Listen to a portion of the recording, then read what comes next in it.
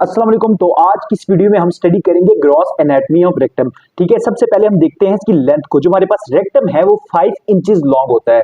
जो हमारे पास रेक्टम है कितने इंचेस लॉन्ग है? 5 इंचेस। उसके बाद हम आ जाते हैं इसकी लोकेशन पे। लोकेशन की बात करें तो जो रेक्टम है वो हमारे पास लोअर पार्ट ऑफ पेल्विस में लोकेटेड होता है। ठीक है, इसके बाद हम आ जाते हैं एक्सटेंड की तरफ। एक्सटेंड की बात करें, जो हमारे पास रेक्टम है वो कहां से कहां तक एक्सटेंड कर रहा होता है? वो एक्सटेंड कर रहा होता है हमारे पास थर्ड पीस ऑफ सैक्रम से लेके as continuation of sigmoid colon. ठीक है, up to recto anal angle तक। ठीक है, एक्सटेंड कर रहा होता है। उसके बाद फर्दर वो किस फॉर्म में कंटिन्यू कर जाता है? As anal canal. ठीक है, अब इसके बाद हम आ जाते हैं फ्लेक्सर्स पे। ठीक है, अगर हम फ्लेक्सर्स की बात करें तो हमारे पास रेक्टम में 2 एंटीरो पोस्टीरियर फ्लेक्सर्स होते हैं। ठीक है, और 3 लेटरल फ्लेक्सर्स होते हैं। ठीक है, एंटीरो पोस्टीरो जो फ्लेक्सर्स होते हैं उनकी बात करें तो हमारे पास वो 2 होते हैं। एक हमारे पास होता है पेल्विक फ्लेक्सर, ठीक है, जो कनकेविटी ऑफ पेल्विस को फॉलो करता है, और ये हमारे पास कनकेव फॉरवर्ड होता है। ठीक है, इसकी कनकेविटी किस साइड पे होती है? फॉरवर्ड साइड पे। दूसरा हमारे पास कौन सा फ्लेक्सर होता है? Perennial flexor. पेरिनियल फ्लेक्सर की बात करें तो ये कनकेव बैकवर्ड होता है। ठीक है, अभी तक हमने क्या पढ़ा है कि रेक्टम की लेंथ कितनी है? 5 इंचेस। कहां पे लोकेशन है? Lower part of pelvis. Extension कहां से है? थर्ड पीस ऑफ सैक्रम से लेकर रेक्टो एनल एंगल तक। फ्लेक्चर्स 2 एंटीरो पोस्टीरियर हैं और 3 लेटर फ्लेक्चर्स हैं। एंटीरो पोस्टीरियर में हमारे पास एक उसका सैक्रल फ्लेक्चर, सैक्रल फ्लेक्चर जो कनकेव फॉरवर्ड है, और एक हमारे पास है पेरिनियल फ्लेक्चर जो कनकेव बैकवर्ड है। इसके बाद हम आ जाते हैं लेटरल फ्लेक्शंस पे। ठीक है, सबसे पहले ये हमारे पास राइट वॉल है, ठीक है, रेक्टम की, और ये हमारे पास लेफ्ट वॉल है। ठीक है, राइट साइड पे देखें तो हमारे पास 2 लेटरल फ्लेक्शर्स हैं। ठीक है, राइट साइड पे, और लेफ्ट साइड पे देखें तो हमारे पास एक फ्लेक्चर है। ठीक है, जो हमारे पास राइट साइड है, ठीक है, उस पे हमारे पास एक अपर फ्लेक्चर है और लोअर फ्लेक्चर है, और लेफ्ट साइड पे हमारे पास एक कौन सा फ्लेक्चर है? Middle flexure. अब जो राइट साइड के दोनों फ्लेक्चर्स हैं, ठीक है, उनकी कनकेविटी जो है वो किस साइड पे है? लेफ्ट साइड पे। और जो हमारे पास लेफ्ट साइड पे जो मिडल फ्लेक्चर है, ठीक है, उसकी कनकेविटी किस साइड पे है? राइट साइड पे।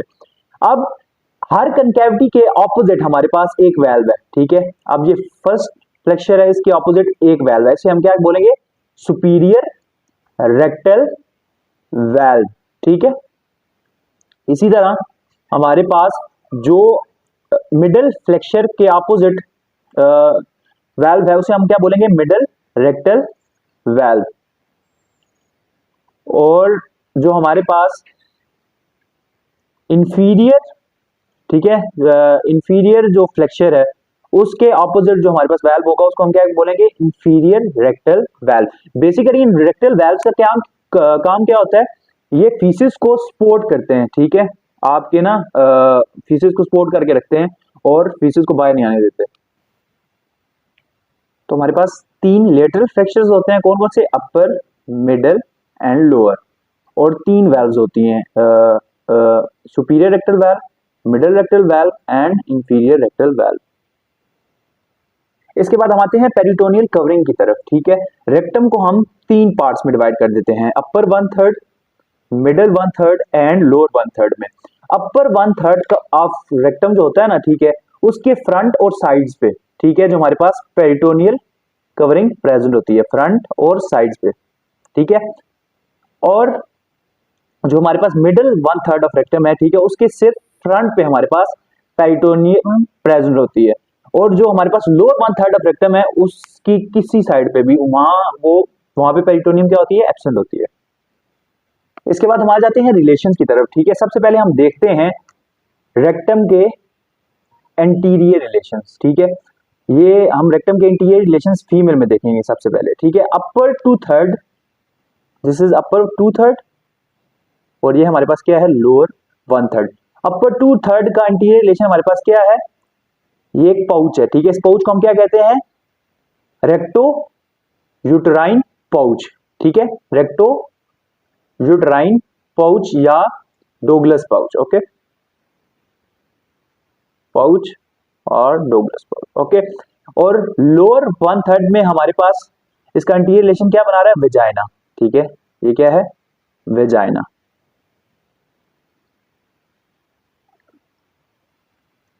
इसके बाद हम मेल्स में देखें तो मेल्स में टोटली डिफरेंट होता है। ठीक है, मेल्स में भी हमारे पास उसके अपर 2/3 पे आगे पाउच प्रेजेंट होता है, लेकिन उस पाउच का नाम हमारे पास क्या होगा, रेक्टो वेजाइकल पाउच। ठीक है, अपर 2/3 का एंटीरियर रिलेशन कौन सा पाउच बना रहा है, रेक्टो वेजाइकल पाउच।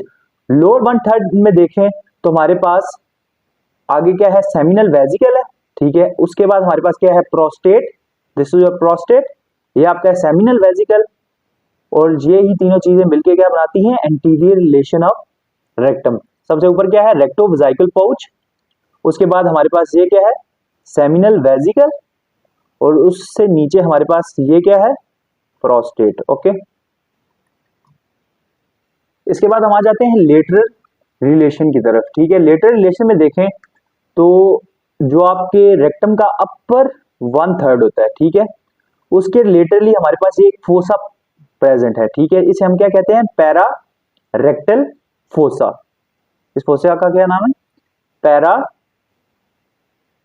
Rectal fossa.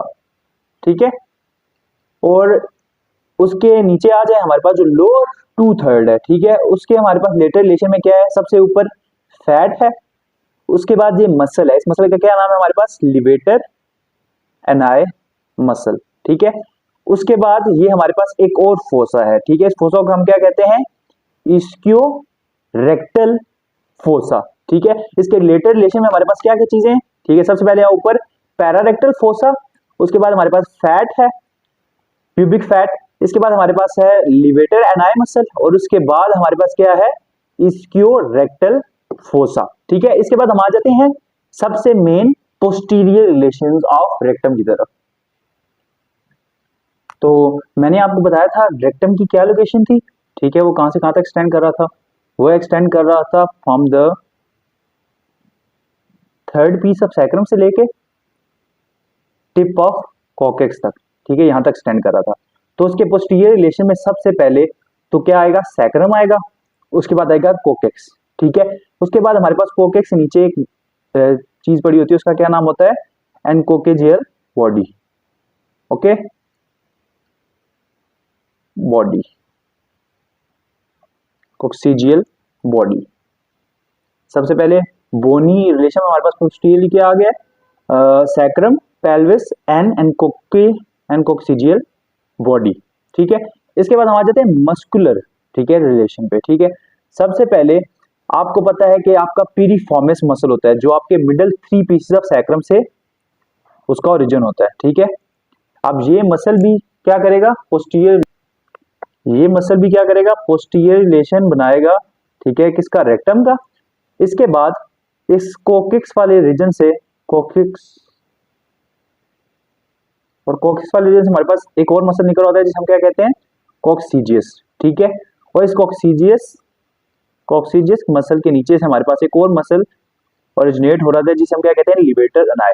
ये तीनों मसल्स भी क्या करते हैं, रेक्टम का पोस्टीरियर रिलेशन बनाते हैं। कौन कौन से 3 मसल्स, सबसे पहले ऊपर पेरिफॉर्मिस, उसके बाद हमारे पास कौन सा हो गया, कोक्सीजियस, उसके बाद हमारे पास कौन सा है, लिवेटर एनाई। ठीक है, उसके बाद हम आ जाते हैं आर्टरीज पे। आर्टरीज की बात करें तो सबसे पहले, ठीक है, ये सैक्रम के मिड में एक आर्टरी रन कर रही होती है जिसे हम क्या कहते हैं, मीडियल सैक्रल आर्टरी। ठीक है, वो भी इसका पोस्टीरियर रिलेशन बना रही होती है। इसके बाद कुछ आर्टरीज आपके जो लेटरल सैक्रल फोरामिना है, ठीक है, उनमें एंटर कर रही होती है, उनको हम क्या कहते हैं, लेटरल सैक्रल आर्टरीज। ठीक है, वो भी पोस्टीरियर रिलेशन बनाती हैं, आर्टरीज बनाती हैं, पोस्टीरियर रिलेशन किसका, रेक्टम का। इसके बाद नर्व्स की बात करें तो नर्व में हमारे पास कौन कौन सी नर्व्स आती हैं, लोअर सैक्रल नर्व्स। ठीक है, इसके बाद कोक्सीजियल नर्व और सिंपैथेटिक चेन। ठीक है, वो भी हमारे पास रेक्टम का क्या बना रही होती है, पोस्टीरियर रिलेशन। ठीक है, एक बार दोबारा इसको रिवाइज करते हैं। हमारे पास रेक्टम का पोस्टीरियर रिलेशन कौन कौन सी चीजें बना रही है, सबसे पहले हमारे पास बोनी फ्रेमवर्क में देखें तो हमारे पास सैक्रम, कोकेक्स एंड कोक्सीजियल बॉडी। मसल्स की बात करें, पिरिफॉर्मिस, कोक्सीजियस एंड लिवेटर एनाई।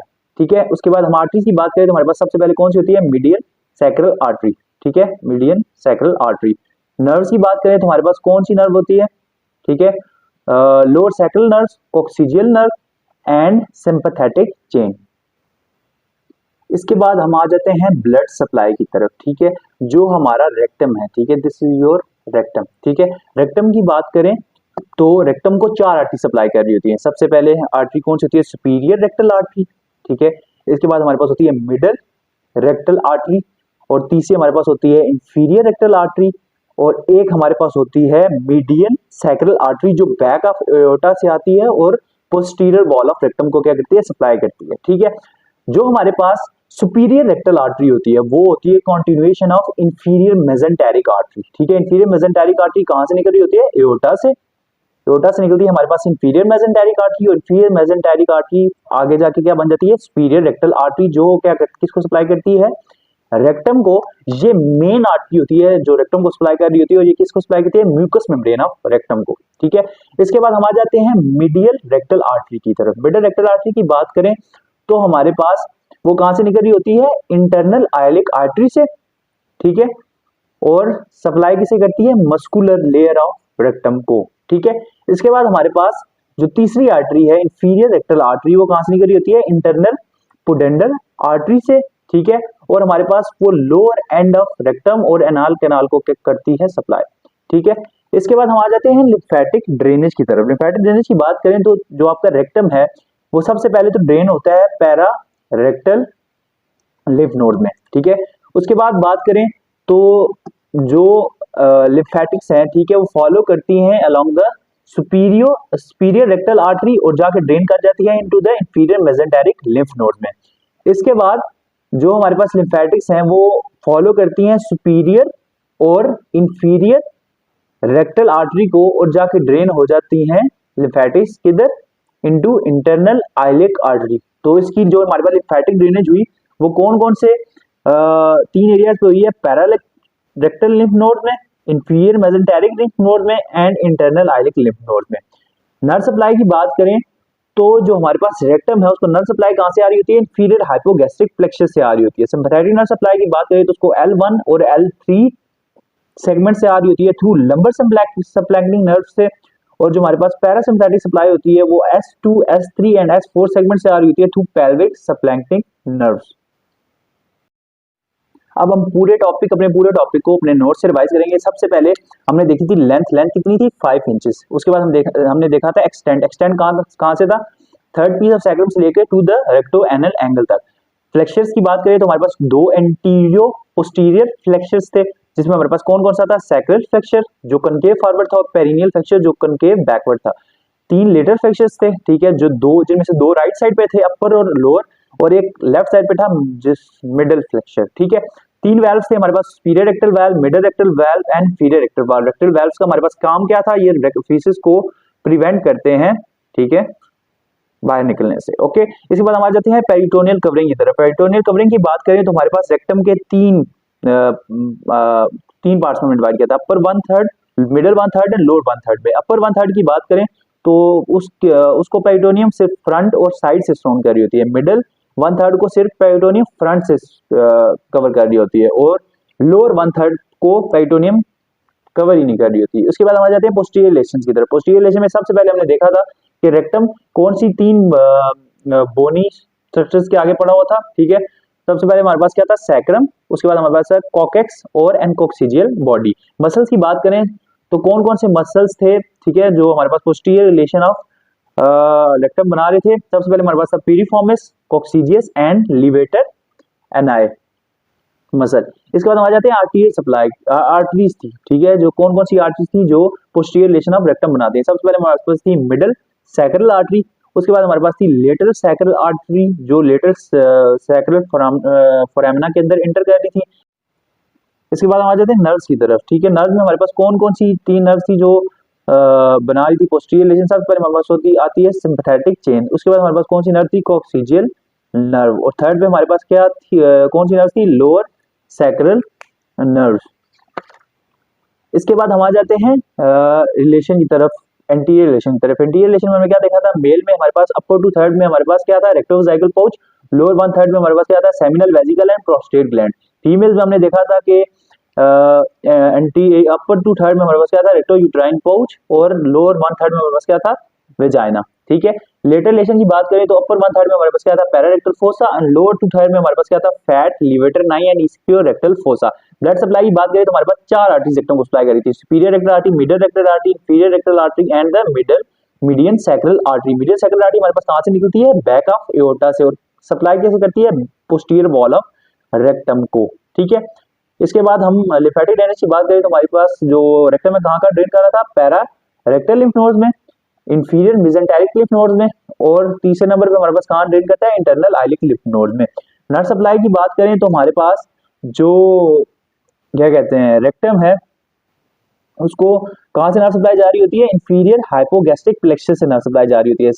इसके अलावा जो हमारे पास रेक्टम है उसको सिंपैथेटिक और पैरासिम्पैथेटिक नर्व सप्लाई भी जाती है। सिंपैथेटिक नर्व सप्लाई उसको L1 और L3 सेगमेंट से जारी होती है, और पैरासिम्पैथेटिक सप्लाई उसको S2, S3 and S4 segment से जारी होती है टू पेल्विक सबक्लैंक्नी नर्व्स। ठीक है, और L1 और L3 से जो उसको L1 और L2 से जो उसको जारी होती है सिंपैथेटिक सप्लाई, उसको कौन सी नर्व्स के थ्रू जारी होती है, थ्रू लंबर सबक्लैंक्नी नर्व्स।